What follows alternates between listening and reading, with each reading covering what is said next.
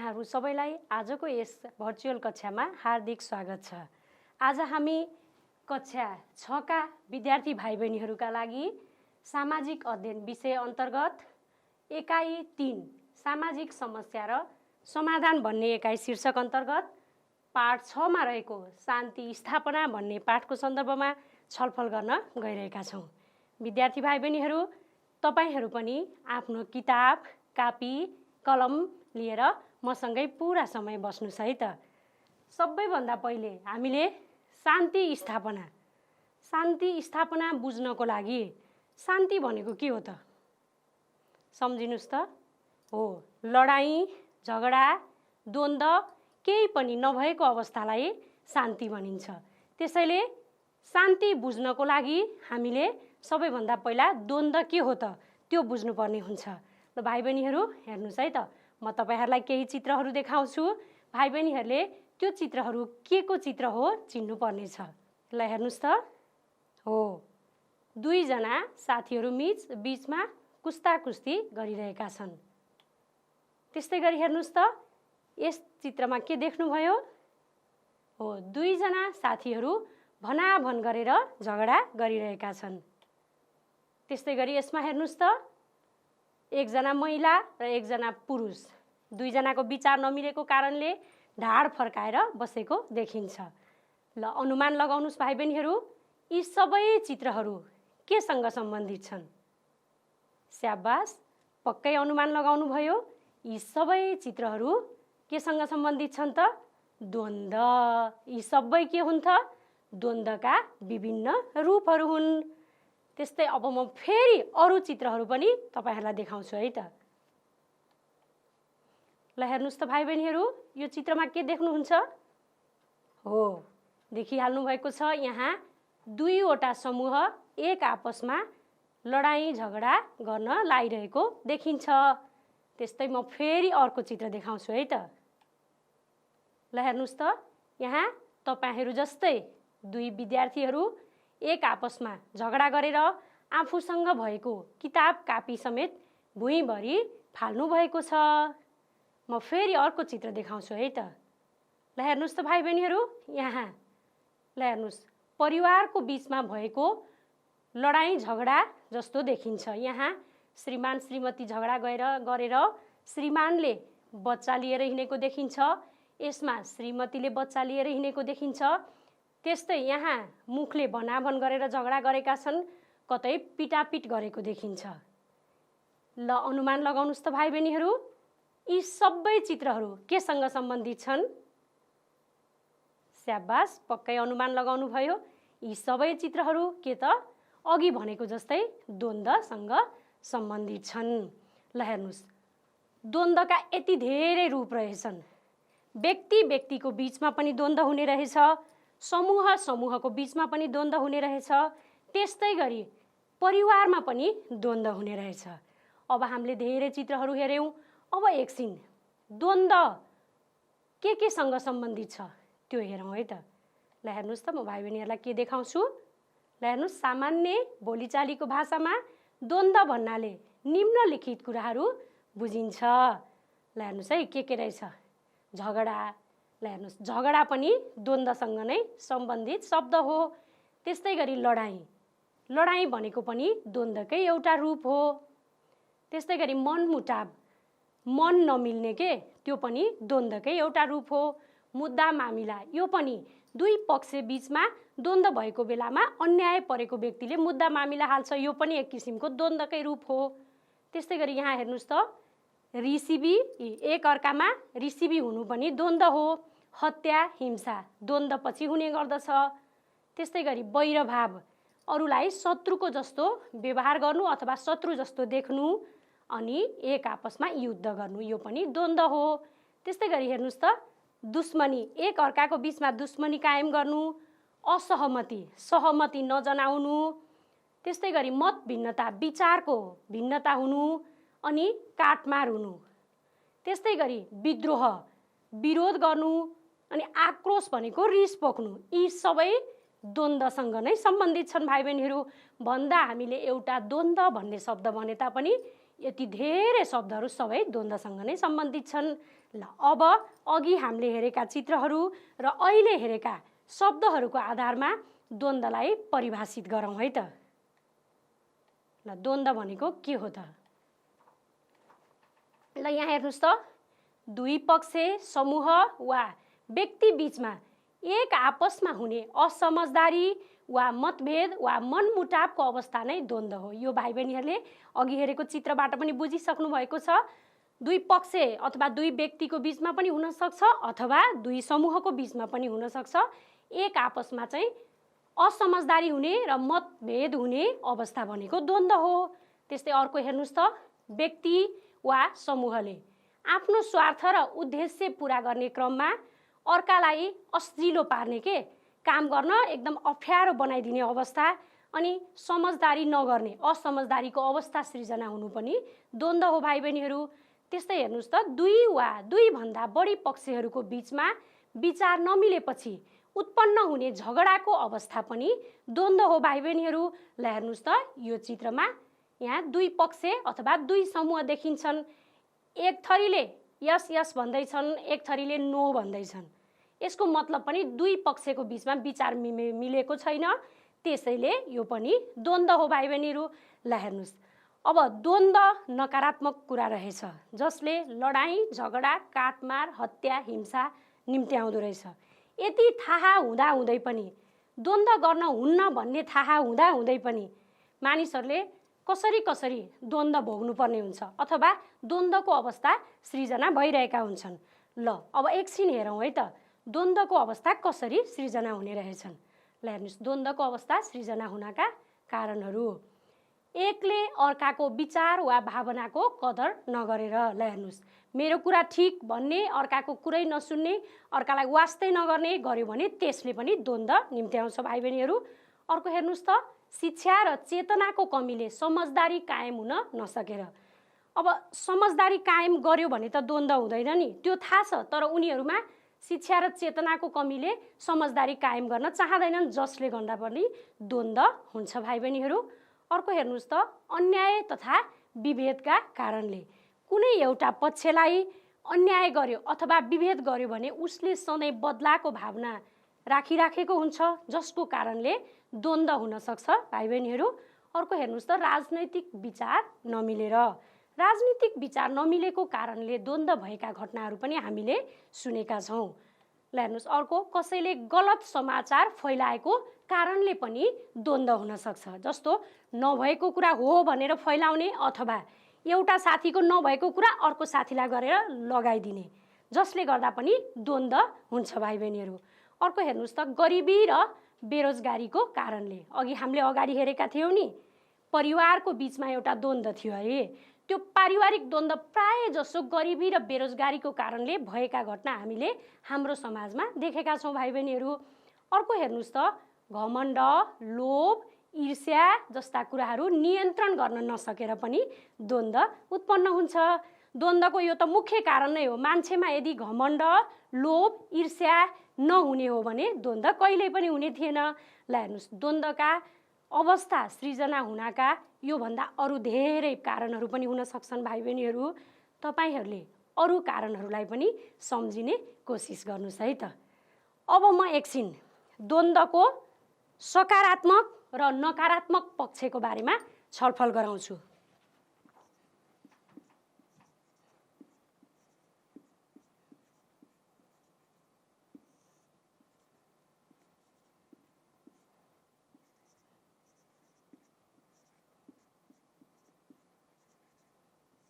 नकारात्मक पक्षलाई हेर्नुहोस् त, अब भाइ बहिनीहरूलाई लागेको होला हामीले यति धेरै बेर छलफल गऱ्यौँ, द्वन्द्व त सबै नकारात्मक हुन्छ, जसले लडाईँ झगडा काटमार हत्या हिंसा भएको छ। म्यामले फेरि के को सकारात्मक पक्ष भन्नुभएको होला, द्वन्द्व पनि कसरी सकारात्मक हुन्छ होला जस्तो भाइ बहिनीहरूलाई लागेको होला। तर द्वन्द्व सधैँ नकारात्मक हुँदैन भाइ बहिनीहरू। कहिलेकाहीँ द्वन्द्वले सकारात्मक परिणाम पनि दिन्छ, त्यसलाई हामी द्वन्द्वको सकारात्मक पक्ष भन्छौँ। अब हामी यसको विषयमा छलफल गर्छौँ है त। ल हेर्नुहोस् त, पहिला हामी नकारात्मक द्वन्द्व के हो त, कस्तो अवस्था हो? व्यक्ति, समाज वा राष्ट्रलाई हानि पुर्याउने किसिमका द्वन्द्वलाई नकारात्मक द्वन्द्व भनिन्छ। जुन द्वन्द्वको कारणले व्यक्तिलाई, समाजलाई वा राष्ट्रलाई हानि पुर्याउँछ भने ती सबै नकारात्मक द्वन्द्वहरू हुन् भाइ बहिनीहरू। जस्तै हेर्नुहोस् है त, उदाहरण देखाउँछु म। धन जनको क्षति हुनु, त्यही द्वन्द्वकै कारणले धन सम्पत्ति नाश हुने, मानिस मर्ने अथवा कोही मानिसले कुटाइ खाने अवस्था भयो भने त्यो नकारात्मक द्वन्द्व हो भाइ बहिनीहरू। त्यस्तै हेर्नुहोस् त, काटमार हुनु हो, द्वन्द्वकै कारणले हामीले काटमार भएको, हत्या हिंसा भएका घटनाहरू पनि सुनेका छौँ। अर्को हेर्नुहोस् त, आगजनी हुनु, कतै कतै द्वन्द्वकै कारणले गर्दा आगजनी अथवा आगलागी गराएका घटनाहरू पनि हामीले देखेका छौँ। तोडफोड हुनु, सवारी साधन, घर, कुर्सी, टेबल तोडफोड गरेका घटनाहरू पनि हामीले देखेका छौँ। यी सबै द्वन्द्वका नकारात्मक परिणाम हुन्। योसँग सम्बन्धित म केही चित्रहरू भाइ बहिनीहरूलाई देखाउँछु है त। त्यसपछि भाइ बहिनीहरूलाई अझ बुझ्न सजिलो हुन्छ। ल हेर्नुहोस् त, यहाँ ल हेर्नुहोस्, द्वन्द्वरत पक्षले सवारी साधन तोडफोड गरेको देखिन्छ। ल हेर्नुहोस्, अब यो व्यक्तिको प्राइभेट गाडी हो भने व्यक्तिलाई असर पर्यो, अनि देशको यो सरकारी गाडी हो भने सरकारलाई असर पर्यो अथवा राष्ट्रलाई असर पर्यो है। त्यसैले यो नकारात्मक द्वन्द्वको परिणाम हो। अर्को हेर्नुहोस् त, यहाँ आगलागी भएको देखिन्छ। अब यो पनि नकारात्मक द्वन्द्वको परिणाम हो। यहाँ हेर्नुहोस् त, यहाँ पनि कतिपय ठाउँमा द्वन्द्व भएकै कारणले घर, गोठ आगलागी गरेको घटना हामीले सुनेका छौँ। ल हेर्नुहोस्, त्यस्तै यहाँ एउटा उदाहरण चित्र मैले भाइ बहिनीहरूलाई देखाएको छु। अब भाइ बहिनीहरूलाई नकारात्मक द्वन्द्वको बारेमा प्रष्ट रूपमा थाहा भयो होला। अब हामी सकारात्मक द्वन्द्व के हो त हेरौँ है त। ल हेर्नुहोस् त, व्यक्ति, समाज वा राष्ट्रको विकासमा मद्दत पुर्याउने द्वन्द्वलाई सकारात्मक द्वन्द्व भनिन्छ। ल हेर्नुहोस्, अब कुनै कुनै द्वन्द्वले अथवा कहिलेकाहीँ भएको द्वन्द्वले व्यक्ति, समाज वा राष्ट्रको विकासमा मद्दत पुर्याउँछ भाइ बहिनीहरू। र सकारात्मक द्वन्द्वलाई समाज परिवर्तनको वाहक पनि भनिन्छ के भाइ बहिनीहरू। सकारात्मक द्वन्द्वको कारणले हाम्रो समाजमा कहिलेकाहीँ परिवर्तन भएको हुन्छ। ल अब म त्योसँग सम्बन्धित केही उदाहरणहरू भाइ बहिनीहरूलाई देखाउँछु। ल विक्रम सम्वत 2007 सालको क्रान्तिपछि प्रजातन्त्र आउनु। ल हेर्नुहोस्, नेपालमा विक्रम सम्वत 1903 सालदेखि विक्रम सम्वत 2007 सालसम्म 104 वर्ष राणाहरूले शासन गरेका थिए। राणा शासनको समयमा देशमा विकास भएको थिएन। त्यस्तै गरी जनताका छोराछोरीहरूले पढ्न पाएका थिएनन्। त्यो कारणले उनीहरूले राणा शासनको परिवर्तन गराउनको लागि अथवा राणा शासनलाई अन्त्य गर्नको लागि 7 सालमा क्रान्ति गरेका थिए। त्यो क्रान्ति पनि एउटा द्वन्द्वकै नमुना हो भाइ बहिनीहरू। र त्यो 7 सालको क्रान्तिको परिणामस्वरूप के भयो त, विक्रम सम्वत 2007 साल फागुन 7 गते देशमा प्रजातन्त्र आयो। त्यो प्रजातन्त्र प्राप्ति हुनु चाहिँ के हो त भाइ बहिनीहरू, सकारात्मक परिणाम हो। ल हेर्नुहोस्, यहाँ के भयो त, द्वन्द्वको कारणले सकारात्मक परिणाम भयो। त्यस्तै अर्को हेर्नुहोस् त, 62-63 को जनआन्दोलनपछि देशमा लोकतन्त्र आउनु। ल हेर्नुहोस्, हाम्रो देशमा 62-63 सालमा जस्तो 7 सालमा क्रान्ति भएको थियो त्यस्तै गरी लोकतन्त्र प्राप्तिको लागि चाहिँ आन्दोलन भएको थियो है। त्यो आन्दोलनको कारणले गर्दाखेरि के भयो त, विक्रम सम्वत 2063 साल वैशाख 11 गते देशमा लोकतन्त्र आयो। यसरी त्यो जनआन्दोलन हुनु चाहिँ नकारात्मक परिणाम हो भाइ बहिनीहरू। म यहाँ चित्र देखाउन गइरहेको छु। र त्यसको कारणले गर्दाखेरि देशमा वैशाख 11 गते लोकतन्त्र आउनु चाहिँ त्यसको सकारात्मक परिणाम हो भाइ बहिनीहरू। यसरी द्वन्द्वकै कारणले आएको सकारात्मक परिणामको एउटा उदाहरण यसलाई पनि लिन सकिन्छ भाइ बहिनीहरू। त्यो बेलादेखि हामी अहिले पनि वैशाख 11 गते लोकतन्त्र दिवस भनेर मनाउँछौँ। भाइ बहिनीहरूलाई यो याद होला।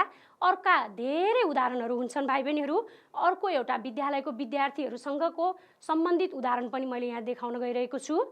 विद्यालयमा विद्यार्थीहरूको शैक्षिक गुणस्तर अभिवृद्धिका लागि बाल क्लबद्वारा विद्यालय प्रशासनसँग विभिन्न कुराको माग राख्नु र विद्यालय प्रशासनले ती मागहरू पुरा गर्नु।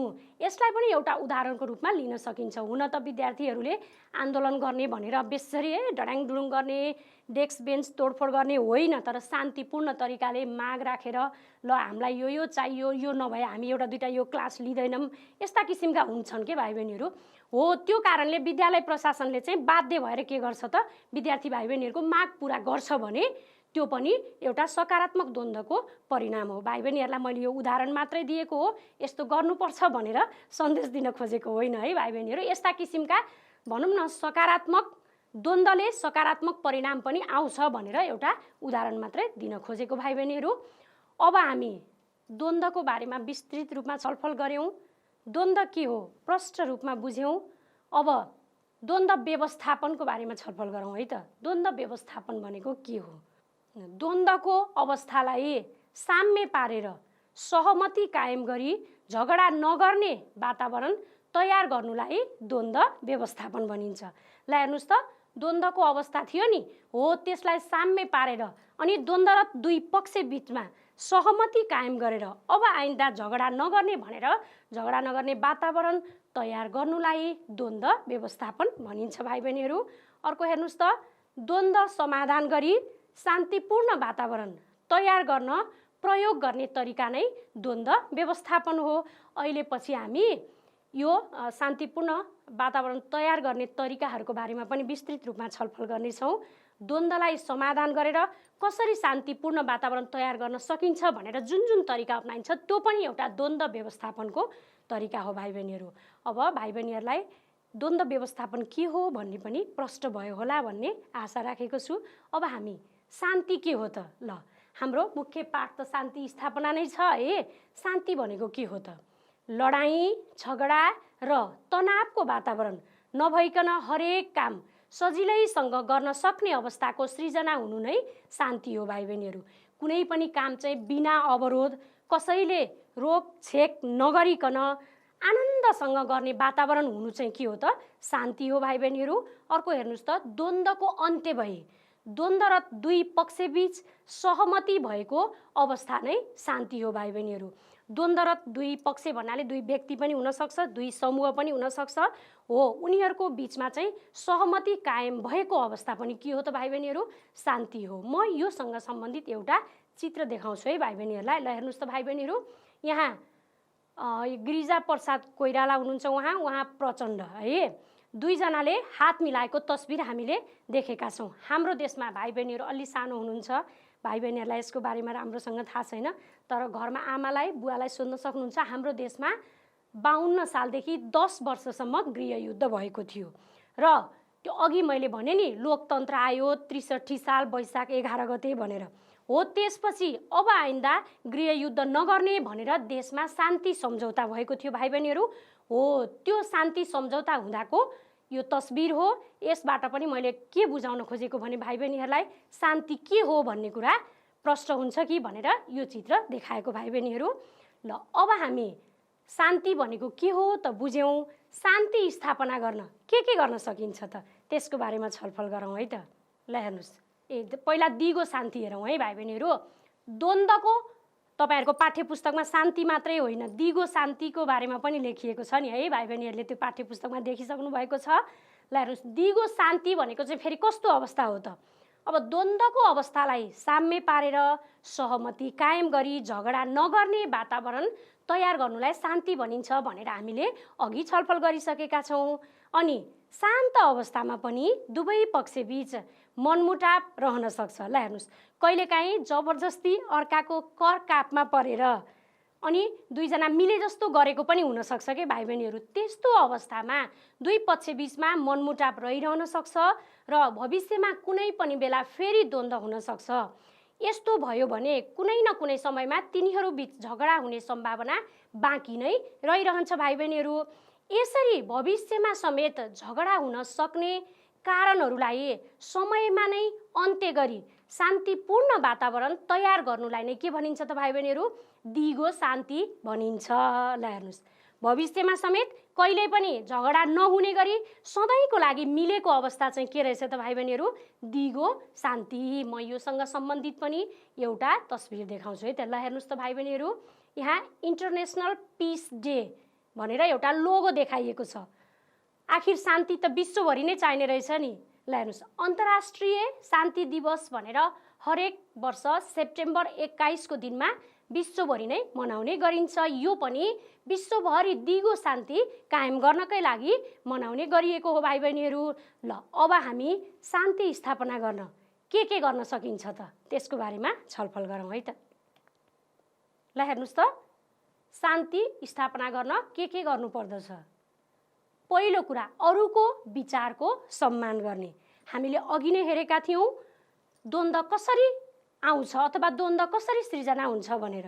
हो, अरूको विचारको सम्मान नगर्दा द्वन्द्व हुन्छ भने अरूको विचारको सम्मान गर्ने बानी गर्यो भने शान्ति स्थापना गर्न मद्दत पुग्छ। त्यस्तै गरी हेर्नुहोस् त, ल यही हो RESPECT, रेस्पेक्ट। हेर्नुहोस्, सबैलाई सम्मान गर्दा, सबैलाई रेस्पेक्ट गर्दा शान्ति स्थापनामा मद्दत पुग्छ। अर्को हेर्नुहोस् त, घमण्ड, लोभ, ईर्ष्या जस्ता कुराहरू नियन्त्रण गर्ने। हेर्नुहोस्, द्वन्द्व सृजना गर्ने यिनी त सबभन्दा मुख्य कुराहरू हुन्। त्यसैले घमण्ड, लोभ, ईर्ष्या जस्ता कुराहरू चाहिँ नियन्त्रण गरिनुपर्छ। अब हेर्नुहोस् त, सामाजिक मेलमिलाप कायम गर्ने। समाजमा चाहिँ लडाईँ झगडा उत्पन्न हुन नदिनलाई एक आपसमा मेलमिलाप कायम गर्ने वातावरण तयार गरिनुपर्छ भाइ बहिनीहरू। अर्को हेर्नुहोस् त, अरूलाई पनि अवसर दिने। कुनै पनि काम म एक्लै गर्छु, मैले मात्रै गरेको राम्रो भन्ने होइन। अरूलाई पनि समान रूपले अवसर दिने बानी गर्यो भने त्यसबाट पनि शान्ति स्थापनामा मद्दत पुग्छ। ल हेर्नुहोस् त, यहाँ हेर्नुहोस्, यहाँ दुईजना साथी छन्, उसले आफू मात्रै होइन साथीलाई पनि तिमी पनि खेल भनेर साथीलाई पनि पालो दिइरहेको देखिन्छ। ल हेर्नुहोस्, यसरी अरूलाई पनि अवसर दिने बित्तिकै दुईजनाको बिचमा मेलमिलाप कायम भयो नि, होइन त भाइ बहिनीहरू? हो, तपाईँहरूले पनि यस्तै बानी सिक्नुपर्छ। अर्को हेर्नुहोस् है त, दुई पक्षका पीर मर्का र गुनासाहरू सुन्ने। द्वन्द्व जहिले पनि दुई पक्षको बिचमा भएको हुन्छ अनि द्वन्द्व मिलाउने मानिसले चाहिँ दुई यताको पक्षको पनि उसको पनि दुवैको कुरा बराबर रूपमा सुन्नुपर्छ। त्यसबाट पनि शान्ति स्थापना कायम गर्न मद्दत पुग्छ। ल हेर्नुहोस्, यहाँ यो बीचको यो मध्यस्थकर्ता हो, यो दुईजना द्वन्द्वरत पक्षहरू हुन् भाइ बहिनीहरू। यी दुवैको कुरा बराबर रूपमा सुनेर यहाँ द्वन्द्व मिलाउने काम उहाँले गरिरहनु भएको देखिन्छ। अर्को हेर्नुहोस् त, कुनै पनि समस्याको समाधान दोहोरो कुराकानी तथा छलफलबाट गर्ने। ल हेर्नुहोस्, कुनै समस्या आइसकेपछि नबोलिकन एउटा यता फर्किएर कहिले पनि त्यो समस्याको समाधान हुँदैन। सँगै बसेर एक आपसमा कुराकानी गरेर छलफल गर्यो भने बल्ल द्वन्द्वको अन्त्य हुन्छ र शान्ति स्थापना कायम गर्न मद्दत पुग्छ भाइ बहिनीहरू। अनि अन्यायमा परेकालाई न्याय दिनु पर्दछ। कोही पक्षलाई अथवा कोही व्यक्तिलाई अन्याय गर्यो, विभेद गर्यो भने उसले, मैले अघि नै पनि भनेको थिएँ, उसले सधैँ के हुन्छ त बदलाको भावना लिइरहेको हुन्छ। मैले पनि सकेको बेलामा पख भनेर सोचिरहेको हुन्छ। त्यसैले सकेसम्म अन्याय कसैलाई पनि नगर्ने। यदि कोही अन्यायमा परेको रहेछ भने पनि उसलाई न्याय दियो भने पनि शान्ति स्थापनामा मद्दत पुग्छ भाइ बहिनीहरू। अब हेर्नुहोस् है त, अब द्वन्द्व व्यवस्थापन गर्ने धेरै तरिकाहरू हुन सक्छन् भाइ बहिनीहरू, छन् पनि।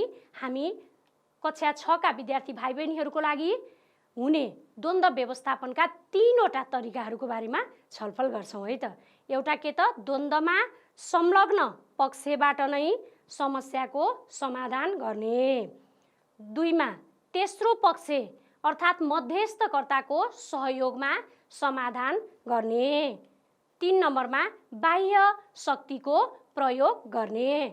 विशेष गरी भाइ बहिनीहरू तपाईहरूको लागि उपयोगी यो 1 नम्बर र 2 नम्बरको हुन्छ। सकेसम्म यो 3 नम्बरको हामी विद्यार्थी भाइ बहिनीहरूको लागि धेरै उपयोगी त हुँदैन, तर पनि हामीले यसको बारेमा पनि जानिराख्नु आवश्यक हुन्छ। अब हामी यिनीहरूको बारेमा विस्तृत रूपमा छलफल गरौँ है त। ल हेर्नुहोस् त, सुरुमा द्वन्द्वमा संलग्न पक्षबाट नै समस्याको समाधान। ल हेर्नुहोस्, द्वन्द्वमा संलग्न दुवै पक्षले वातावरण तयार गर्ने। ल हेर्नुहोस्, सबभन्दा पहिला अब दुई दुई व्यक्तिको बिचमा या दुई समूहको बिचमा हुन्छ द्वन्द्व हो। दुवै पक्षले चाहिँ हामी मिल्नुपर्छ, सधैँ लडाइँ गरेर, सधैँ द्वन्द्व गरेर, सधैँ झगडा गरेर त चल्दैन, मिल्नुपर्छ भन्ने सोच बनाउनुपर्छ। त्यसको लागि उनीहरूले वातावरण तयार गर्ने है। अब अर्को हेर्नुहोस् त, द्वन्द्वमा संलग्न दुवै पक्षले एक आपसमा छलफल गर्ने, त्यसपछि सँगै एकै ठाउँमा बसेर के कुराले मनमुटाव भएको त्यसको बारेमा चाहिँ एक आपसमा छलफल गर्ने भाइ बहिनीहरू। अर्को हेर्नुहोस् है, अनि द्वन्द्वमा संलग्न व्यक्तिहरूले द्वन्द्व उत्पन्न हुने कारणहरू जस्तै रिस, तनाव, लोभ, ईर्ष्या जस्ता कुराहरूलाई नियन्त्रण गर्नै पर्छ भाइ बहिनीहरू। यो कुरा नियन्त्रण गर्न सकेन भने त फेरि छलफलमा बसेकै बेला त्यहीँ कुटाकुट हुन्छ। त्यसैले यो कुराहरूलाई नियन्त्रण गरेर मात्र छलफलमा बस्नुपर्छ। अर्को हेर्नुहोस् है, एक आपसमा मेलमिलाप कायम गर्ने, त्यसपछि अब आइन्दा हामी द्वन्द्व नगर्ने भनेर एक आपसमा मेलमिलापको भावना कायम राख्नुपर्छ भाइ बहिनीहरू। अर्को हेर्नुहोस् है, दुवै पक्षले आफ्नो गल्ती, कमी, कमजोरीलाई स्वीकार गरेर अगाडि बढ्ने।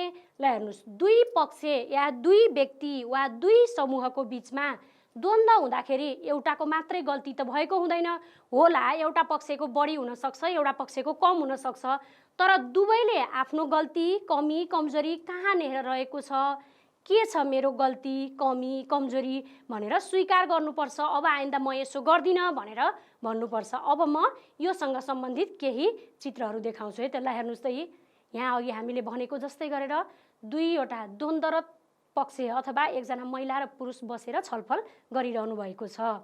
अनि यो चाहिँ सामूहिक द्वन्द्व हुन्छ भनेर मैले अघि भनेको छु नि। यहाँ समूहमा द्वन्द्व भएको अवस्थामा दुई पक्ष बिचमा वार्ता छलफल भइरहेको देखिएको छ। अब हेर्नुहोस्, त्यसपछि उनीहरूले दुईले आफै हामी अब मिल्नुपर्छ भनेर एक आपसमा हात मिलाएका छन् भाइ बहिनीहरू। यसमा कोही मध्यस्थकर्ता हुँदैन। यसमा द्वन्द्वरत दुई पक्षले आफै हामीले यस्तो गर्नु हुँदैन, हामीले गल्ती गऱ्यौँ भन्ने सम्झिएर आफैले वातावरण तयार गरेर समस्याको समाधान गर्ने अवस्था हो भाइ बहिनीहरू। यो तपाईँहरूको जीवनमा पनि लागू हुनसक्छ। तपाईँहरूले पनि कसैसँग रिस उठ्यो, द्वन्द्व भयो, लामो समयदेखि बोलचाल बन्द भयो भने यही तरिकाबाट द्वन्द्वको समाधान गर्न सक्नुहुन्छ भाइ बहिनीहरू। अब हामी 2 नम्बरको छलफल गरौँ है त। तेस्रो पक्ष अर्थात् मध्यस्थकर्ताको सहयोगमा समाधान। ल हेर्नुहोस् कसरी हो त। अब सबैभन्दा पहिले दुवै पक्षलाई उपयुक्त व्यक्तिलाई मध्यस्थकर्ताको रूपमा छनौट गर्ने। अब हेर्नुहोस्, दुवै पक्षलाई चित्त बुझ्ने, उसले उसको पनि पक्ष लिँदैन, मेरो पनि पक्ष लिँदैन, यसले बिचमा बसेर काम गर्छ भन्ने लागेको व्यक्तिलाई चाहिँ मध्यस्थकर्ताको रूपमा छनौट गर्नु पर्यो है। ल हेर्नुहोस्, यो चित्रमा यी दुई पक्ष यहाँ छन्, उनीहरूले यहाँ मध्यस्थकर्तालाई बिचमा राखेका छन्। अर्को हेर्नुहोस् है, मध्यस्थकर्ताले दुवै पक्षको कुरा सुन्ने। मध्यस्थकर्ताले दुवै पक्षको कुरा समान रूपमा सुन्नुपर्छ। उसको पनि कुरा सुन्ने, उसको पनि कुरा सुन्ने गर्नुपर्छ। अनि द्वन्द्व उत्पन्न हुनका कारणहरू पत्ता लगाउने। त्यही कुरा सुनेरै उसले द्वन्द्व उत्पन्न हुने कारणहरू पत्ता लगाउन सक्छन्। अर्को हेर्नुहोस् है, दुवै पक्षको बिचमा वार्ता छलफल गराउने। त्यसपछि अब दुई पक्षको बिचमा वार्ता छलफल गराउने। ल हेर्नुहोस् त, यहाँ यी दुई पक्षलाई राखेर मध्यस्थकर्ताले वार्ता छलफल गराइरहेको देखिन्छ। ल हेर्नुहोस्, दुवै पक्षलाई आफ्नो गल्ती, कमी, कमजोरी स्वीकार्न लगाई सम्झौता गराउने। त्यसपछि दुवै पक्षलाई मध्यस्थकर्ताले चाहिँ अब उसको गल्ती भए पनि उसको गल्ती भए पनि दुवैले केही कुरा छोड्ने गरेर चाहिँ सम्झौता गरेर मिलाउनु पर्दछ भाइ बहिनीहरू। ल हेर्नुहोस्, यहाँ मध्यस्थकर्ताले दुई पक्षलाई चाहिँ मिलाएर हात मिलाएर सम्झौता गराइरहेको हामीले देख्न सक्छौँ। अनि मध्यस्थकर्ताबाट सहमति गराउने। अब उनीहरू दुवै पक्षले चित्त बुझेको व्यक्तिलाई मध्यस्थकर्ताको रूपमा राखिसकेपछि उहाँले भनेको कुरा मान्नै पर्छ भाइ बहिनीहरू यसमा। ल हेर्नुहोस्, यो तरिका पनि तपाईँहरूको लागि अत्यन्त उपयोगी हुन्छ भाइ बहिनीहरू। तपाईँहरूले कक्षामा दुई साथीहरूको बिचमा द्वन्द्व भएमा यसरी नै मध्यस्थकर्ताको भूमिका खेल्दै अनि द्वन्द्वलाई अन्त्य गर्न सक्नुहुन्छ भाइ बहिनीहरू। अब हामी तेस्रो तरिका हेरौँ है त, बाह्य शक्तिको प्रयोग। कानुनी निकाय अदालतबाट कानुनले तोके बमोजिम फैसला गरिदिने। भाइ बहिनीहरू, सकेसम्म यस्तो अवस्था आउन दिनु हुँदैन र साना कक्षा भाइ बहिनीहरूको लागि यो हुँदैन पनि, तैपनि हामीले जानिराख्नुपर्छ। मैले सुरुमै भनेको थिएँ, यो चाहिँ के हो भने कानुनी निकाय अदालत हो यो सर्वोच्च अदालत यहाँ भाइ बहिनीहरूले लेखेको देख्नुहुन्छ। अनि यसले कानुनमा जे लेखिएको छ त्यही बमोजिम चाहिँ फैसला हुन्छ भाइ बहिनीहरू। ल हेर्नुहोस्, अब यसमा अन्यायमा परेको पक्षले गएर मुद्दा हाल्छ अनि त्यसपछि अब अदालतले अब के छ कानुनमा लेखिएको व्यवस्था अनुसार फैसला गरिदिन्छन्। यसमा चित्त बुझाउनै पर्छ भाइ बहिनीहरू, किनभने कानुनभन्दा माथि हामी कहिले पनि हुँदैनौँ। अर्को पनि छ हेर्नुहोस् है त, बाह्य शक्तिको प्रयोगमा अब सुरक्षा निकायको प्रयोग गर्ने, यो पनि बाह्य शक्तिको प्रयोग हो भाइ बहिनीहरू।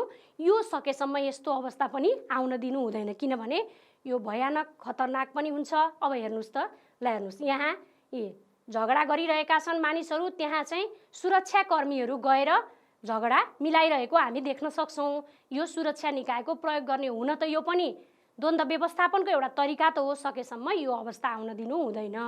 ल यहाँ पनि यी सुरक्षाकर्मीहरू द्वन्द्व व्यवस्थापनको लागि गइरहनु भएको हामी देख्न सक्छौँ भाइ बहिनीहरू। अब हेर्नुहोस् है त, अब म भाइ बहिनीहरूलाई एउटा प्रश्न गर्छु है त। भाइ बहिनीहरू, तपाईँहरूले कक्षामा दुई साथी बिचमा द्वन्द्व भयो अथवा तपाईँको समुदायमा हुन्छ नि, घर वरिपरि छरछिमेकमा पनि साथीहरू, दुई साथी बिचमा द्वन्द्व भयो भने द्वन्द्व व्यवस्थापन गर्न सक्नुहुन्छ कि सक्नुहुन्न? स्याबास, पक्कै सक्नुहुन्छ, किनभने हामीले द्वन्द्व व्यवस्थापनका तरिकाहरूको बारेमा विस्तृत रूपमा छलफल गरिसकेका छौँ।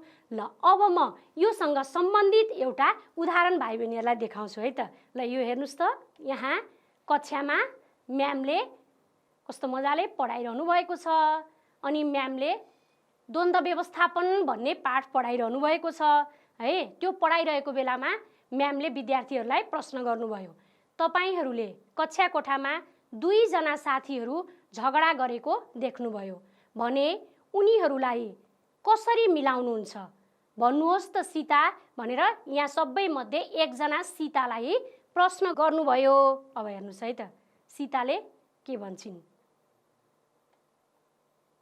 ल हेर्नुहोस्, म्याम मैले हिजो मात्र एउटा झगडा मिलाएको थिएँ, त्यही घटना भन्छु है भनेर सीताले भनिन्।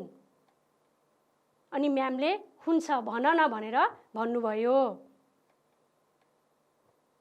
त्यसपछि सीताले उभिएर अगाडि गइन् अनि त्यसपछि आफूले झगडा मिलाएको घटना विस्तृत रूपमा यसरी भनिन्। म पढेर सुनाउँछु, भाइ बहिनीहरूले पनि ध्यान दिएर सुन्नुहोस् है त। हिजो हामीहरू खेल्दा खेल्दै नरेश र महेशले झगडा गरे। उनीहरू रिसले कुटाकुट गर्न थाले। म गएर ती दुवैको बीचमा बसेँ र दुवैलाई तानेर छुट्याएँ।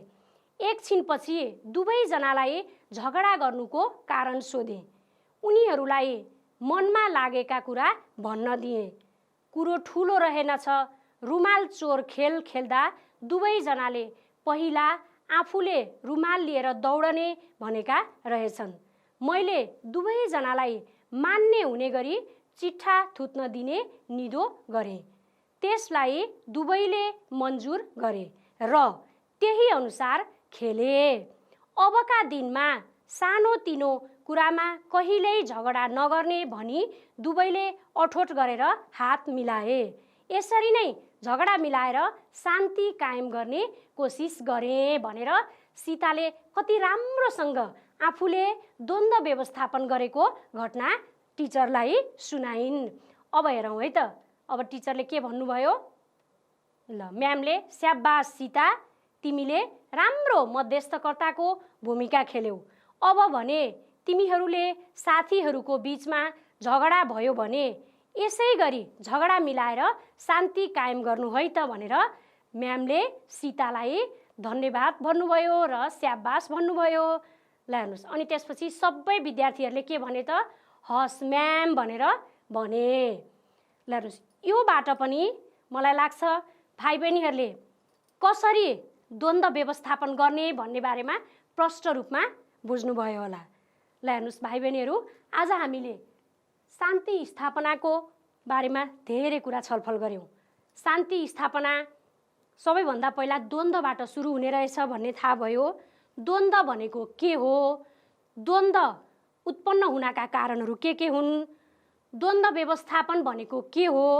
द्वन्द्व व्यवस्थापन गर्ने तरिकाहरू के हुन् र शान्ति भनेको के हो, दिगो शान्ति भनेको के हो र शान्ति स्थापना गर्न कसरी गर्न सकिन्छ र त्यसको साथै दुई साथी बीचमा झगडा भयो भने कसरी द्वन्द्व व्यवस्थापन गरेर शान्ति कायम गरेर कक्षाको वातावरणलाई शान्त बनाउने भन्ने बारेमा पनि छलफल गऱ्यौँ। आशा छ भाइ बहिनीहरूलाई यसलाई आफ्नो कक्षा कोठामा र आफ्नो घर वरिपरि समुदायमा पनि प्रयोग गर्नुहुनेछ र आज पढेको पाठसँग सम्बन्धित धेरै प्रश्नहरू तपाईँहरूको अभ्यास र क्रियाकलापमा दिएका छन्। त्यो अभ्यास र क्रियाकलापमा दिएका प्रश्नहरू राम्रोसँग हल गरेर आफ्नो विषय शिक्षकलाई देखाउनुहोला। यति भन्दै अर्को कक्षामा फेरि नयाँ पाठ लिएर उपस्थित हुने बाचा गर्दै आजको यस कक्षाबाट बिदा हुन्छु। हस्त, धन्यवाद, नमस्कार।